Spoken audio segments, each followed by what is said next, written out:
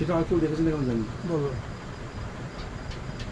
সেটা আর কেউ দেখেছেন আমি জানি না। কিন্তু ওই ওই জ্যোতিটা আমি দেখার পরে দেখে আমি যে মানে যে ভুলটা করেছি সেই ভুলটার প্রতি আমি আজকে আজ পর্যন্ত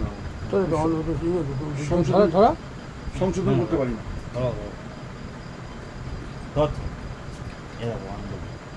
ব্যাপারটা হচ্ছে মানে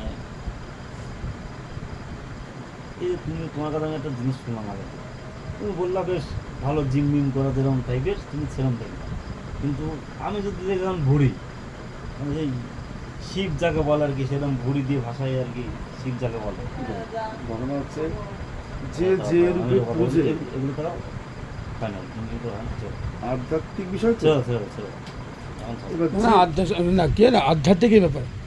আধ্যাত্মিক চেতনাটা এমন যেখানে মানুষের কোনো ভক্তির যার যার বিশ্বাস। যে যে রূপে পুজবে, এবার তার পূজনীয় ব্যাপারে যদি ধরো আমি তোমাকে ভালোবাসি দাদা, আমার ভালোবাসা যদি তুমি সন্তুষ্ট হও তাহলে তুমি আমার কাছে আসবে।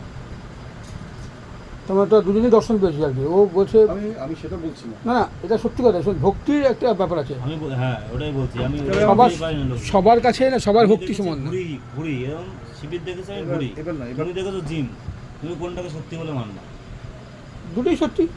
আমি এটাই তো বুঝতে পারিনি, তুমি যে রূপে পুজেছো, এটা বুঝতে শোন, পারিনি। এটা গোবিন্দ এখানে কি আছে? অর্ধনার ঈশ্বর গোবিন্দ কি আছে? গোবিন্দ এখানে কি আছে? আবার কোথাও গোবিন্দ কি আছে? একা একা চক্র নিয়ে আছে।